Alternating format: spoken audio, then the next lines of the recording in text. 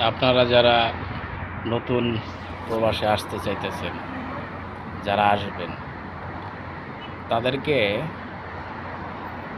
দালাল মহোদয়রা অনেক কথাই বলবে। অনেক তারা আপনাদের বলবে যে এদেশে আসলেই কফি শপে চাকরি, এই চাকরি, সেই চাকরি, লাখ লাখ টাকা ইনকাম করবা। তাদের পাতা ফাঁদে পা না দিয়া আপনারা যারা একান্তই আসতে ইচ্ছুক, তারা কিছু না কিছু কাজ শিখে আসেন। একদম চাইর হাত পাও নিয়া দেশের বাইরে আইসেন না। এর মধ্যে সবচেয়ে উল্লেখযোগ্য কাজ হইতে পারে electric, welding, plumber, pipe filter, হ্যাঁ? তারপরে আছে হলো আপনার ওই মোবাইলের জগতে মোবাইলের মেকানিক্স, এগুলো শিখে আসতে পারেন। তাহলে দেশের বাইরে এসে কিছু করতে পারবেন।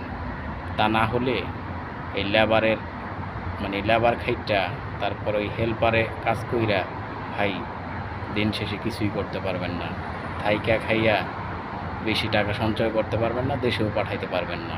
4-5 লাখ টাকা দা বিদেশে আসবেন, এগুলো উঠাইতে উঠাইতে 1-1.5 বছর সময় লেগে যাব। তারপর আবার আকামার সময় চলে আসবো। বুঝতে পারছেন? তো ভাই, আমি আপনার ভাই, আমি আপনার দেশি ভাই। যদি মনে চায় তাহলে এই যে আমি যেই কথাগুলো বললাম, এই কথা শুইনা কাজ শিখা তারপরে দেশের বাইরে পাড়ি দিয়েন।